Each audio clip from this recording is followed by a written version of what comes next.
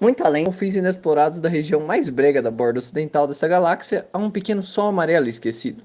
Girando em torno deste Sol, a uma distância de cerca de 148 milhões de quilômetros, há um planetinha verde azulado, absolutamente insignificante, cujas formas de vida descendentes de primatas são tão extraordinariamente primitivas que ainda acham que relógios digitais são uma grande ideia. Esse planeta tem, ou melhor, tinha, o seguinte problema.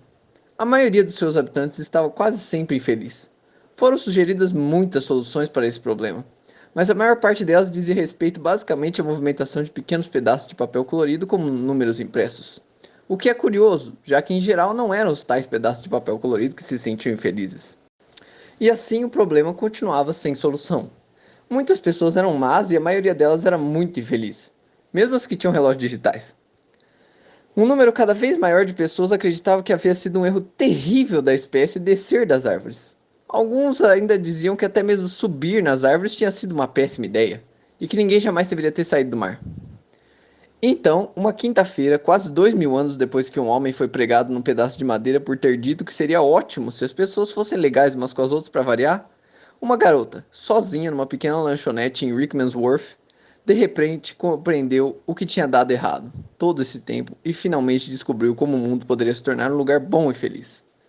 Dessa vez estava tudo certo, ia funcionar e ninguém teria que ser pregado em coisa nenhuma. Infelizmente, porém, antes que ela pudesse telefonar para alguém e contar sua descoberta, aconteceu uma catástrofe terrível e idiota, e a ideia perdeu-se para todo sempre. Essa não é a história dessa garota.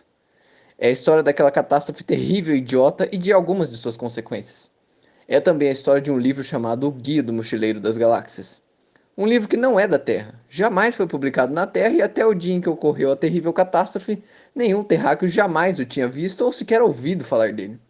Apesar disso, é um livro realmente extraordinário. Na verdade, foi provavelmente o mais extraordinário dos livros publicados pelas grandes editoras da Ursa Menor, editoras das quais nenhum terráqueo jamais ouvira falar. O livro é não apenas uma obra extraordinária, como também um tremendo best-seller, mais popular que a Enciclopédia Celestial do Lar, mais vendido que mais 53 coisas para se fazer em gravidade zero e mais polêmico que a colossal trilogia filosófica de Unumclopid, onde Deus errou, mais alguns grandes erros de Deus e quem é esse tal de Deus afinal? Em muitas das civilizações mais tranquilonas da borda oriental da galáxia, o Guia do Mochileiro das Galáxias já substituiu a grande Enciclopédia Galáctica como repositório padrão de todo o conhecimento e sabedoria, pois ainda que contenha muitas omissões e textos apócrifos, ou pelo menos terrivelmente incorretos, ele é superior à obra mais antiga e mais prosaica em dois aspectos importantes. Em primeiro lugar, é ligeiramente mais barato. Em segundo lugar, traz na capa em letras garrafais e amigáveis a frase "Não entre em pânico". Mas a história daquela quinta-feira terrível e idiota, a história de suas extraordinárias consequências, a história das interligações inextricáveis entre essas consequências e esse livro extraordinário. Tudo isso teve um começo muito simples. Começou com uma casa. E aí galera, beleza? Hoje nós estamos aqui tomando Chá, e nós viemos falar de o Guia do Mochileiro das Galáxias.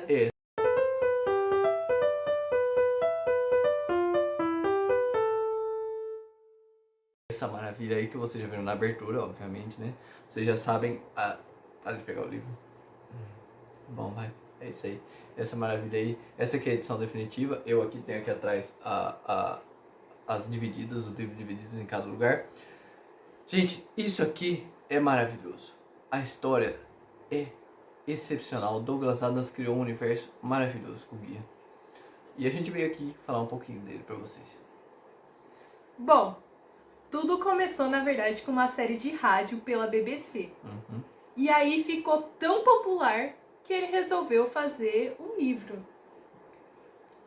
A série de rádio é bem antiga. E depois também veio a série de TV. Sim, que você consegue achar alguns episódios perdidos pelo YouTube. E acredito que também pelo site da BBC você também consegue achar. Deve ter também. A história gira em torno do Arthur Dent. Arthur Dent é o terráqueo, só que assim, ele é o mais sem graça da história, pra falar a verdade, assim. Mas faz sentido ele ser sem graça, porque é pra falar justamente como a gente é insignificante. Porque a gente é insignificante. O Douglas Adams é genial. Ele é maravilhoso, gente. Ele começa a história com o Arthur na casa dele, quando a casa dele vai ser demolida. Ele para na frente da casa dele pra impedir a demolição. Só que aí chega o amigo dele, o Ford Prefect. Na verdade, ele tava de roupão, pantufa, de pijama, deitado na lama, para os caras não demolirem a casa dele. Porque ele seria ocupado em cima do corpo dele pra demolir. E eles não vão fazer isso. O amigo dele fala assim: vamos comigo, a gente precisa conversar. Aí eles vão almoçar e o Arthur fala: mas é a minha casa. Ele fala: você não vai precisar se importar com a sua casa nem um pouquinho. Aí, a hora que eles estão almoçando, ele começa a contar pro Arthur que a Terra vai ser demolida para dar espaço a uma via subespacial. Ou seja, aí tá uma pequena ironia, né? Que a casa dele tá sendo demolida e a terra também. Uhum. E aí ele simplesmente conta isso e foda-se. Ele fala assim.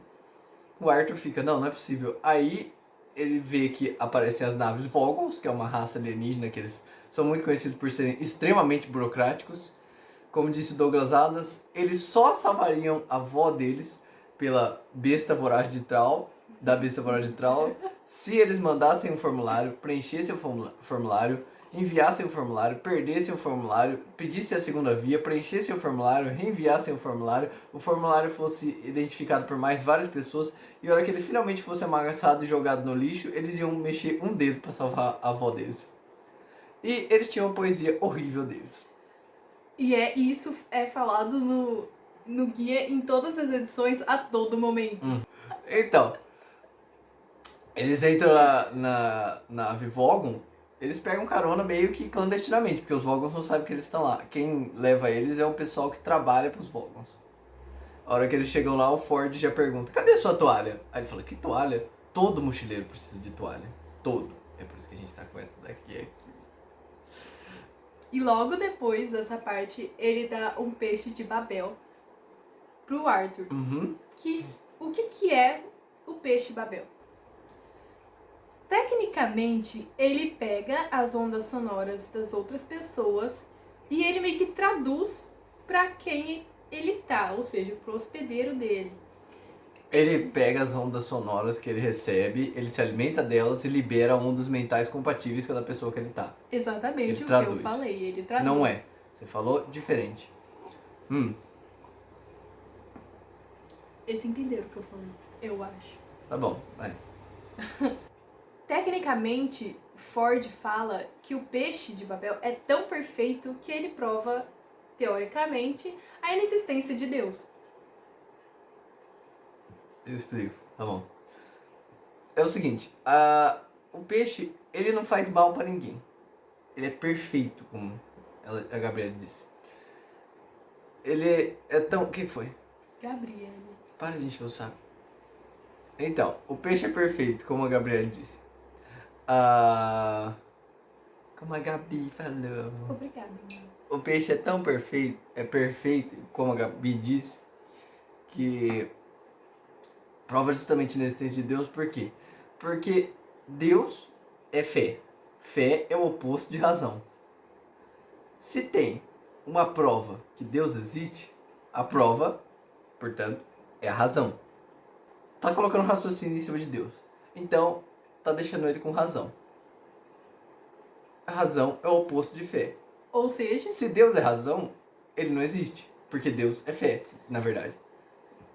E aí, como disse Douglas Adams, Deus levanta o dedo para falar alguma coisa, mas aí ele fala a verdade e desaparece numa bolinha de lógica. daí então, depois que tem todo esse... que eles estão dentro desse diálogo, um Vogel acham eles. E aí eles são levados para o capitão da nave. É. O chefe Vogon que está naquela nave. Uhum. E aí... que Eles são presos e torturados. Eles são presos e torturados. Como que é a tortura? Não é uma tortura qualquer. É a pior tortura do universo. Exatamente. É a pior. O chefe da nave Vogon começa a recitar um poema. O pior poema do universo. Os Ele Vogons têm mesmo o pior fez. poema. Exatamente, tem o pior poema do universo. Eles ficam se debatendo de tão horroroso que é. Depois eles são expulsos da nave, são jogados no espaço. A chance deles de sobreviver é de 1 para um número tão alto que, coincidentemente, forma o número do apartamento de uma garota que descobriu o que tinha dado errado com o universo antes da Terra explodir. Aí, eles são salvos pela nave do Zaphod Beeblebrox. A Coração de Ouro. Coração de Ouro. E a hora que eles entram na nave, a nave funciona o seguinte: por um gerador de improbabilidade infinita.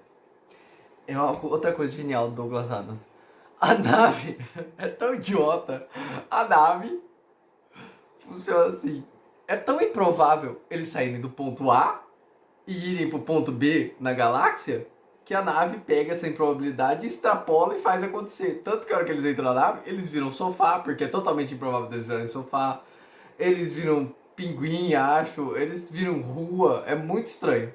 É totalmente improvável, acontece, porque a nave se move por improbabilidade. Como disse o Douglas Adams, mais uma das sacadas geniais, o gerador de improbabilidade infinita foi descoberto logo depois do gerador de probabilidade finita. Porque o gerador de probabilidade finita, ele é tão dependente do improbabilidade infinita quanto de probabilidade finita. Alguma coisa assim. É genial. Essa parte é meio complicada de entender. Eu, pelo menos, fiquei um bom tempo assim tentando entender como a nave funcionava. Outra coisa que tem, a hora que eles chegam na nave, tem um robô, o Marvin. Um robô depressivo. Marvin. Agora é só você e não vai adiantar. Marvin é se não é o meu personagem predileto. Porque o Marvin ele é um robô. A maior parte dos robôs, eles têm consciência. Ou seja, eles basicamente, tipo assim, a porta quando... Da espaçonave tem prazer em abrir pra você. Ela abre e faz...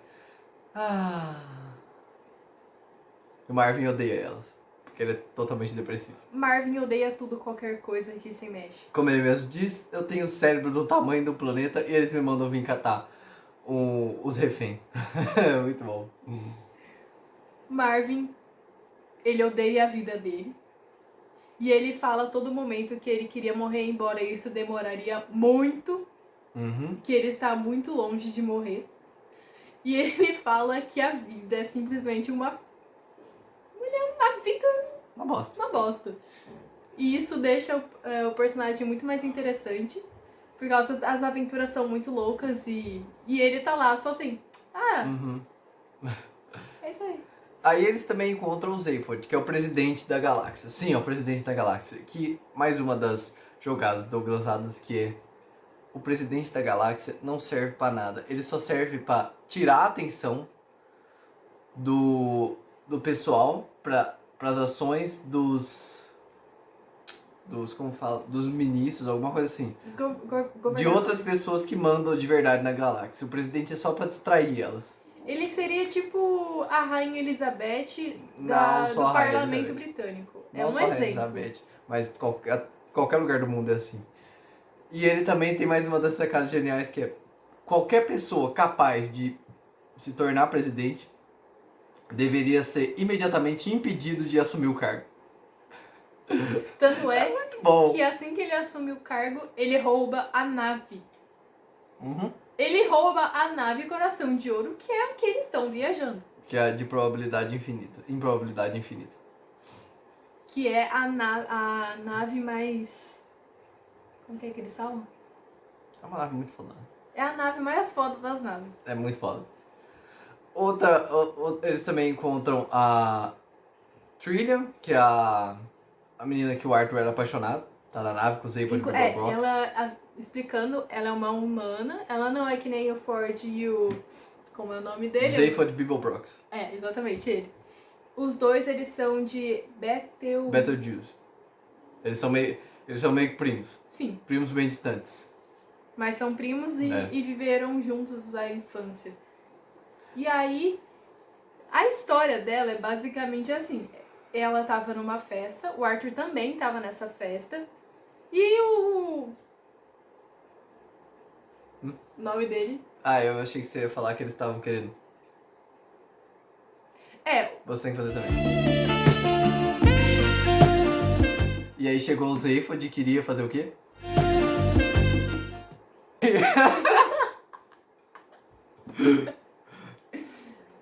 E aí, ela decidiu ir embora com ele pro espaço. Porque ele falou que ele tem uma nave espacial. Que cantada!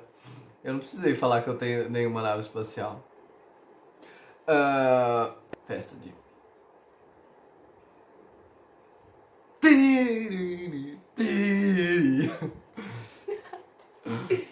E aí, Arthur perdeu. Perdeu. Perdeu feio. Perdeu. É Perdeu você que quer aquela menina lá que não te olha, sabe? E ela pega outra pessoa. Eu sei como é. Não, ela sabe como é. Isso. Tá. Enfim, ele perdeu, ela foi embora pro espaço e aí eles se reencontram. E quando eles se reencontram, ele sente assim, ó. Ele fica triste. Mas, enfim, agora voltando pra história principal, o que eles querem? Eles querem chegar num planeta que fabrica planeta. É isso aí. Planeta. Fabrica planeta. Eles vão atrás do planeta com o gerador de improbabilidade infinita. Impressionante. Eles chegam lá e a hora que eles são recebidos, eles falam que o planeta está fechado. Agora vamos falar um pouco de spoilers. Agora ela põe o spoiler aí. Aí eles chegam lá. Então, eles chegam no planeta e eles são recebidos falando que o planeta tá fechado. E aí o que acontece? E aí, eles tentam entrar no planeta mesmo assim. Eles fazem, não. Vamos entrar, isso aí mesmo. E aí que dá merda. Aí quebra tudo. Ferrou. Aí, esqueci. Eles tentam entrar. Eles tentam entrar e Eles são miceliados. Aí, Eles estão à beira da qual morte. que é o plano? Ativar o gerador de improbabilidade. Infinito. E aí mandar em cima dos mísseis. O que acontece com os mísseis? Um vira uma baleia, Um cachalote. um cachalote, uma baleia, cachalote. É. E o outro vira um vaso. De petúnias. Primeiro, a baleia, ela tem todo um sistema filosófico nela. De ela se descobrindo o que tá acontecendo com ela, descobrindo o que é o ar, o que ela tá acontecendo, ela chamando o chão de chão, ela descobrindo a nadadeira dela, a cauda dela. É impressionante. Em compensação, o vaso de petúnias, como disse o Douglas Adams, se a gente descobrisse exatamente por que ele disse aquilo, a gente entenderia muito mais da vida do que a gente entende agora. Oh, não. Ele simplesmente disse, não, de novo não, e caiu. Isso é maravilhoso, no terceiro acontece, isso aí é explorado, é maravilhoso, eu adoro quando é explorado no terceiro. E depois que eles entram no planeta, eles descobrem que... Na verdade, a Terra foi feita sob encomenda. Exatamente. Pelos ratos. Pelos É isso ratos. aí. Ou seja... Você está sendo dominado pelos ratos. Ou seja, você pensa que nós humanos somos os seres mais inteligentes? Você está enganado. Exatamente. São os ratos. Os ratos fizeram a Terra sob encomenda porque eles foram pesquisar qual a resposta para a vida, o universo e tudo mais. E eles descobriram que a resposta é 42. Por que é 42? Porque ninguém sabe. Eles perguntaram, eles criaram um computador pensador profundo para descobrir a resposta para a vida, do universo e tudo mais e descobriram que era 42. Quando eles descobriram, falaram, mas 42 o quê? Aí o pensador profundo falou, vocês perguntaram qual que é a pergunta fundamental? Aí eles perguntam, qual é a pergunta fundamental? Depois de um montão de tempo calculando, ele respondeu que era 42. Aí ia precisar de mais um montão de tempo. Aí ele falou assim, eu não sei responder, mas eu sei projetar o computador que vai saber responder. Ou seja... E ia demorar mais um tempão. Ia demorar 5 bilhões de anos, alguma coisa assim, né? Sim. Era um tempão. E aí, eles mandaram fazer esse computador. E esse computador era A Terra. a Terra. Hoje, na net, tio. Então, eles mandaram fazer a Terra. Hora que fizeram a Terra, colocaram ela pra calcular os 5 bilhões de anos lá. E faltava quanto tempo? 10 minutos pra terminar de calcular. O que aconteceu com a Terra? Foi demolida pra virar uma via subespacial. E a gente não tem a resposta até agora. E nunca vai ter, né? A Terra explodiu. E aí o livro termina com ele se dirigindo ao restaurante do fim do universo. Que é ótimo também. Bom, esse aí é o resumão do livro que a gente fez, tem muito mais coisa. Na verdade, a gente só fez o resumo do primeiro livro. Só do primeiro, porque tem os outros 4. E tem o 6º, que ela não gosta, eu tô em dúvida ainda. Porque foi outro cara que fez, o Douglas Adams morreu, e aí um outro cara resolveu fazer. É assim que termina o segundo livro. O primeiro livro. Primeiro. Isso. Aí, agora a gente vai abrir pra gente falar das nossas partes favoritas do livro. Pode começar. Eu acho que do primeiro livro, a minha parte favorita... De todos os livros, pode ser. De todos os livros? Ah, então, de todos os livros, é a parte... É um pequeno spoiler, né? Porque vai ser um spoiler. Mas a gente já divisou dos spoilers. O Arthur, ele tá preso em um planeta, Que sozinho. ele faz, é o senhor dos sanduíches. Ele faz sanduíche pras pessoas. É engraçado. E ele faz um sanduíche que tem uma carne de um... Tipo um boi, um búfalo, sei lá. É, mais ou menos um búfalo. Que tem lá naquele planeta. Um búfalo muito estranho. Sim. E aí, esses búfalos, eles passam somente uma vez nesse planeta. A manada inteira passa somente uma vez. Tem um período que eles passam lá. Tem um período que eles passam. É, mas é tipo 1 ou 2 dias, é uma coisa tipo... É, mas é um período lá que É eles um período. E aí eles caçam esses Búfalo. búfalos pra servir de comida, né? E aí fica em conserva o búfalo. E ele vira o senhor dos sanduíches. Mas Trisha acha ele lá nesse planeta. E aí ela simplesmente chega e fala assim: Toma, aqui sua olha, filha. sua filha, cuide. E aí ele fica: quê? Como assim? A gente não... O quê? Mas, pra ele conseguir viajar todo esse tempo, ele vendia... Pode falar? Esperma. É, ele Vendia vendia... baba de homens. É porque Ele ele era... vendia leite. Basicamente, Ele era leiteiro. Ele era... Ele distribuía o caminhão do leite. É basicamente isso. Ele fazia autoflagelações. Tá bom, amor, chega. Ele... Eles já entenderam. Ele Basicamente. se divertia no banheiro. Ele ia tomar banho, sabe aquela hora que vai tomar banho e demora 10 horas pra ir no banheiro, sabe? Não sei. Enfim. Nossa, amor, por quê? Tem que ficar idiota. Aí, ele fazia isso aí. Ele fazia isso pra vender Ele vendia mini Arthurs. metade de mini Microscópicos mini Arthurs.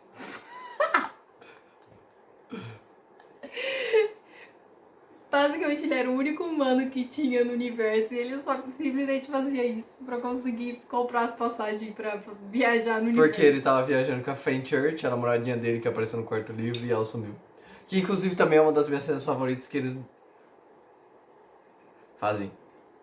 Voando. Porque eles Voando. aprendem a voar. É muito simples você voar. Inclusive vou explicar que também é uma das outras minhas partes favoritas. Você simplesmente se joga no chão. Esse é o primeiro passo. O segundo passo, geralmente, que é o mais difícil para as pessoas. Você tem que errar o chão. É isso aí. Você se distrai com qualquer coisa e erra o chão. Você esquece que você vai cair no chão. Aí você erra o chão e voa. Mas você não pode perceber que você está voando. Se você perceber que você está voando, você cai. Outra parte favorita. Outra parte favorita minha? Uhum. Minha outra parte favorita é a parte que eles estão dentro no primeiro livro, em que eles estão no planeta que fabrica planetas. E aí eles começam a lutar, eles tomam um chá da tarde, tomam um café com os ratos. E os ratos querem arrancar o cérebro do Arthur pra ver se eles conseguem alguma coisa da mente dele. Eu também adoro É muito idiota. aquela essa cena. Eu também adoro aquela cena assim, da última mensagem que Deus deixou pra criação dele. E tá lá assim, gigante na montanha. E aí é impressionante que a mensagem também virou um ponto turístico. Todo mundo acha que é uma jornada épica pra chegar lá. Não, todo mundo vai lá, é uma fila gigante. O Marvin tá lá esperando também faz um tempão, porque o Marvin sobe da equipe, ele aparece lá sem uma perna, um braço, sei lá o que ele tá sem. E aí, a hora que ele chega lá, a mensagem é... Não, ele fica se arrastando até a mensagem. Ele fica lá. É. Até chegar na mensagem. Aí, a hora que ele chega lá, a mensagem é a seguinte: sentimos muito pelo incômodo. Não, nos desculpamos pelo incômodo. É muito bom. É muito bom. E toda jornada tem essas plaquinhas, tipo assim. A mensagem que Deus deixou. Veja a mensagem. Os anúncios. E também, um pouco antes disso, ele tá no planeta dos colchões, que aí os colchões, eles flopulam pelo planeta, é isso aí, tem uma palavra nova pra isso. E outra parte que eu adoro é que o guia foi copiado, tem parte do guia que foi copiado de trás de uma caixa de cereal. E aí, quando eles foram processados, eles fizeram o óbvio. Pegaram o guia, mandaram de volta no tempo, fizeram alguém escrever antes de escrever o cereal, e aí eles processaram o cereal por copiar eles. Stonks. Uma parte que eu adoro é do Vortex da perspectiva total, que foi o seguinte: a esposa de um cara ficou brigando com ele, falando que ele tinha que parar de brincar com as coisas de ciência dele e ir lavar a louça. E ele foi lá e explicou pra ela por que ele não devia lavar a louça. Por que o cérebro dele devia estar focado em outras coisas que não fossem lavar a louça. E é o seguinte, ele pegou um pedacinho de pão de ló, porque em qualquer pedaço de matéria tem todas as partículas do universo. Se você extrapola esse pedaço de matéria, você consegue enxergar o universo inteiro, todas as dimensões dele. E aí ele amarrou um pedacinho do pão de ló numa ponta e colocou a esposa dele na outra. A hora que ele colocou a esposa dele na outra, ela percebeu que era todo... Ela olhou assim, você olha, vê todo o universo, vê todas as dimensões, todas as distâncias, tudo o universo, tudo colocado na sua frente. E aí um ponto microscópico assim, minúsculozinho assim, quase invisível, aparece assim: você está aqui. E aí a pessoa morre de desespero porque ela percebe quão ínfima ela é. Insignificante para o universo. Exatamente. E que também, aquela hora que o Arthur vai pesquisar no guia qual que é a descrição da Terra. Aí a primeira descrição tava lá, inofensiva. Aí a segunda, quando atualiza, fica praticamente inofensiva. É muito bom. É muito bom. Engraçado que ele fica tentando procurar vários planetas que sejam parecidos com a Terra. Esse e aí ele nunca acha quinto, um planeta. É no quinto, acho. O último que ele parou é o que ele faz sanduíches. É muito engraçado. Muito engraçado. E aí, bom, tem bastante coisa que dava pra falar tempão sobre isso. É, só que ele chega lá porque ele vai viajar e a nave cai. É. E ele foi o único sobrevivente da nave. Dava pra falar um tempão sobre tudo isso aqui. Sim. Mas a gente vai deixar pra vocês degustarem os outros momentos da história, que são geniais. Gente, é maravilhoso. Leiam o Guia do Mochileiro das Galáxias. Procurem ler. Gente, leiam esse livro aqui, ó. Essa aqui é a edição completa. Essa aqui tem todos os livros, só não tem o sexto. Esse aqui é tudo que o Douglas Adams fez. Sim. Do 1 ao 5. Se vocês quiserem ler só isso aqui, tá, ó. Show. Para de bater Show. no meu livro. Eu dei o livro. É show. Continua sendo Show. Show. Muito show. É muito, muito bom. Aqui, gente, ó.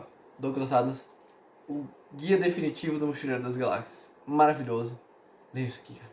É muito bom. É o pai da nerdice isso aqui. Se vocês quiserem, a gente pode gravar vídeo falando dos outros. Especificamente do 2, o 3, o 4 e o 5. Mas só se vocês quiserem. Vocês colocam aí na descrição. Coloca aí o joinha. Coloca aí o joinha, ativa o sininho e se inscreve, gente. Com certeza.